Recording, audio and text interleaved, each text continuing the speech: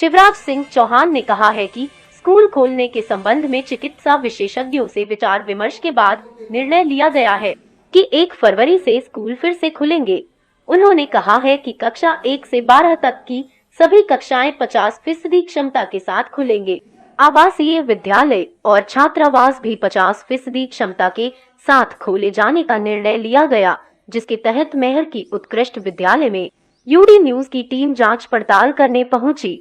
मध्य प्रदेश में कोरोना को देखते हुए सरकार ने कक्षा 1 से 12वीं तक की कक्षाओं को बंद करने का फैसला लिया था, जिसके बाद आज 17 दिनों के बाद एक बार फिर सभी विभागों से राय मशवरा करते हुए और कोरोना के मामलों को देखते हुए फिर से स्कूल को संचालित करने का फैसला लिया गया है, जिसमें मेहर के उत्कृष्ट विद्यालय में 50% की क्षमता के साथ विद्यालय को शुरू किया गया है। कोरोना गाइडलाइन की तमाम नियमों का पालन करते हुए इन विद्यालयों का संचालन शुरू किया गया है। सबसे पहले छात्रों को बैठने वाली जगह व सैनिटाइज करने के सरकार के द्वारा निर्देश हैं। इसके पश्चात आने जाने वाले छात्रों को सैनिटाइजर, सोशल डिस्टेंसिंग के साथ ही शिक्षा दी जाएगी। सरकार ने विद्यार्थियों के हित को देखते हुए फैसला लिया है, जिससे शिक्षा स्तर को मजबूत किया जा सके।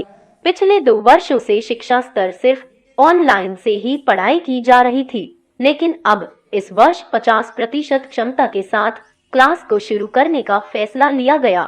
जब से कोरोना आया तो हम लोगों की पढ़ाई में काफी समस्याएं आ रही हैं और मैं इसीलिए चाहती हूँ, सभी बच्चे यही चाहते हैं कि ऑफलाइन क्लास चलें, क्योंकि ऑनलाइन क्लासेस से बहुत ज्यादा परेशानी होती है और सबसे ज्यादा फोन के कारण डिस्ट्रैक्ट होता है माइंड हम लोगों का। हम लोगों को बहुत ज्यादा परेशानी होती है और हम लोगों के एग्जाम भी बहुत ज्यादा पास आ चुके हैं। हम लोगों की जो एग्जाम आने वाली है उसकी उल्टी गिनती चालू हो चुकी है।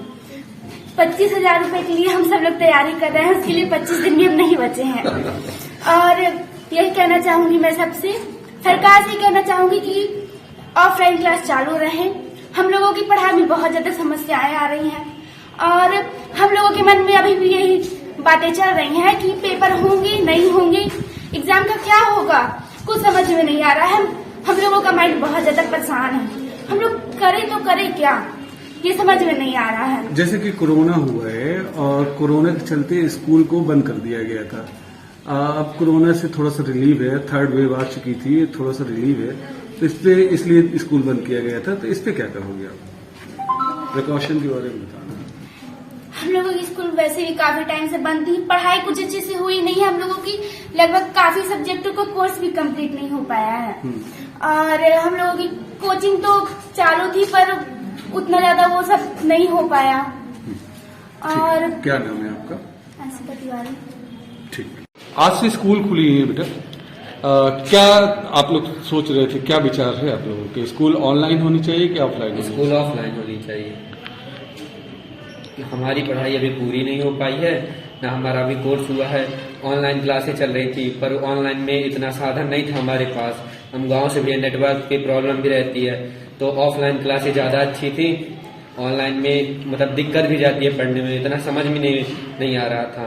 आज से चालू हुई है ऑफलाइन क्लास, हमारा कोर्स भी अभी पूरा नहीं हुआ है, तो अब हम स्कूल आ रहे हैं। अभी सभी सरों से बातचीत भी कर रहे हैं कि सर पेपर मतलब पोस्टपोन होंगे कि नहीं होंगे, कि क्या होगा, अभी कुछ पता भी नहीं चल रहा है। जैसे कि अभी खबर आई है कि अभी ऑफलाइन क्लास चालू हुई है, तो आज से आ रहे हैं 50% लड़के आ रहे हैं, तो आज से सरों के मिल रहे हैं, उनसे बात भी कर रहे हैं कि क्या करना है आगे। क्या नाम है आपका? प्रशांत पांडे।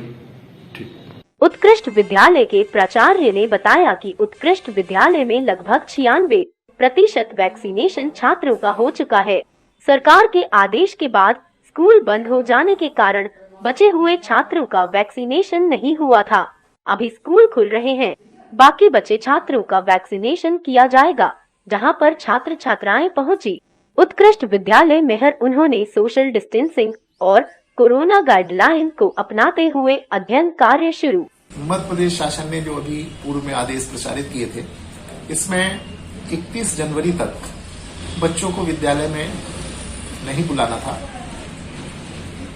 हालांकि बीच में उनकी परीक्षाएं हुई हैं, जिसमें हम लोगों ने उनको पेपर और उत्तर पुस्तिका वितरित की थी और उन्होंने घर में ही उनको हल करके और विद्यालय में जमा किया है।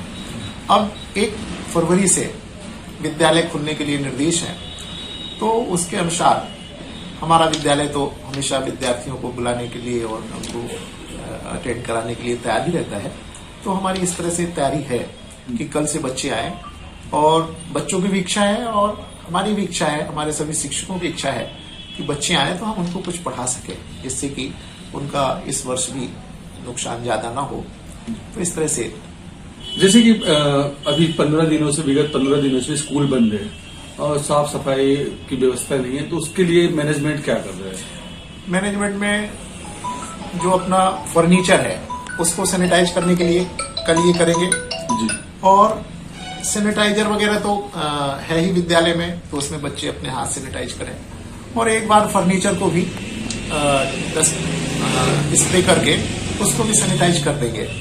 इसके पश्चात फिर डेली तो नहीं होता है, लेकिन दूसरे दिन, तीसरे दिन, इस तरह का जो भी शासन के निर्देश है प्रिकॉशन के लिए, वो प्रिकॉशन करने की पूरी कोशिश की जाती है, और बच्चे मास्क लगा के आए, ये इस तरह से ये निर्देश रहता है। जी।